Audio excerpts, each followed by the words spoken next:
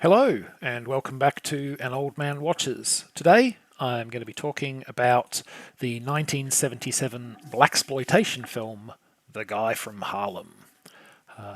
Said guy is Al Connors, a groovy, streetwise private investigator, originally from Harlem, who now works in Miami, where he is highly acclaimed and sought out for his capacity to rapidly solve cases. In fact, Al is so well regarded that agents of the CIA approach him regarding a mission of international importance. An African head of state is in town for a conference, and that potent's wife, Mrs. Ashanti, will need constant and reliable security. The CIA has concluded that Mrs. Ashanti is best entrusted to independent security rather than their own agents. Presumably this is because protecting foreign dignitaries is not actually part of the CIA's remit, a fact to which the film seems unaware. In any case, Mrs. Ashanti is indeed the target of nefarious forces, specifically the agents of local crime boss Big Daddy, who has presumably been paid by foreign agents to take care of business for them.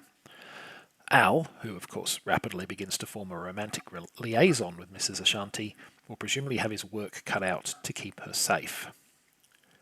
Or to paraphrase the pitch meeting channel from here on YouTube, perhaps it will turn out to be super easy, barely an inconvenience.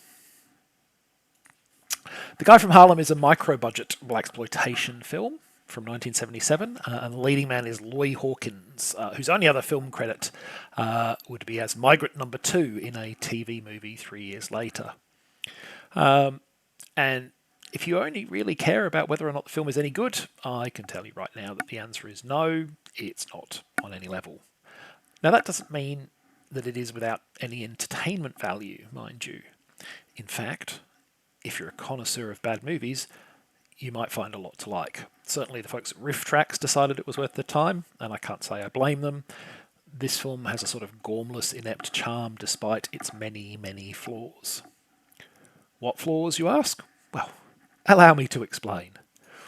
So as you might expect from the little plot summary I gave you at the beginning of this video, you might expect that the bulk of The Guy from Harlem would be given over to Al's efforts to keep Mrs. Ashanti out of the hands of her pursuers, with the two gradually falling in love as he does so, and probably the revelation that Mrs. Ashanti's husband was actually the nefarious power behind the plot against her for, whatever reason. Make something up. But if you did, you would be giving the scriptwriter of this movie way too much credit. Instead, the whole Mrs. Ashanti thing is over before the movie even hits the halfway mark, and after saving and bedding her, Al is soon off on another case. Like the first, this involves him thwarting a scheme of Big Daddy's, and of course, seducing the women involved. And through this, the film thus establishes what it is intended to be its climax, wherein Al and Big Daddy face off mano a mano in a winner-takes-all fight to the death. To which I can only say to the people involved in making this film, that is not what is meant by the term a three-act plot. Meanwhile, we have the soundtrack. Music for the film is credited to a Dr. Cecil Graham. It's his only film credit, and there's good reason for that. You see, while he's actually delivered an amusingly funky main theme for the movie, that appears to be more or less the only tune he's delivered for it. Almost every other incident of backing music in the entire 85-minute runtime of this film simply reuses the main tune, or some snippet of it anyway. And there's rarely more than a few seconds of background music at any one time. It's generally just used where there's no dialogue going on, presumably to prevent the film from being entirely silent in those moments. I wouldn't be surprised if this paucity of musical variety is a factor of the film's obvious cheapness, and I do mean obvious. The camera operator can't even handle a smooth zoom out, for instance. Attempts to perform this shot generally end up consisting of 2 or 3 lurching stages, where the camera is at one point and then it lurches back to another, and then it pauses from it and then lurches again. When you've got that kind of obvious visual shortcomings, it's not surprising that they have cut costs on the soundtrack. And I think, when it comes to soundtracks, the fewer songs you include, the less you probably have to pay. But the most obvious side of the film's cheapness is front and centre right on screen every minute the movie runs. It's the acting, of course, which is, frankly, community theatre level stuff. lines are delivered in stilted fragments, in nervous monotone, or even with obvious mistakes, and the film just blithely sails on the apparent premise that if you don't acknowledge the flub, it never happened, right? And, that's actually good practice in a live performance. But The Guy from Harlem's a movie. In a movie, you have the option to reshoot, or even to fix the audio in post.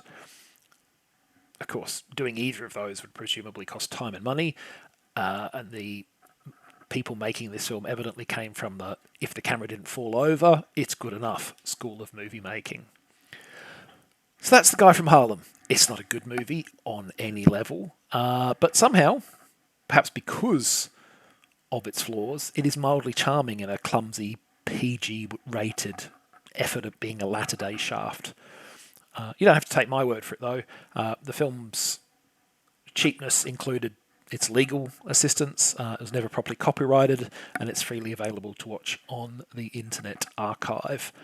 There's a link in the video description if you should be interested to do so.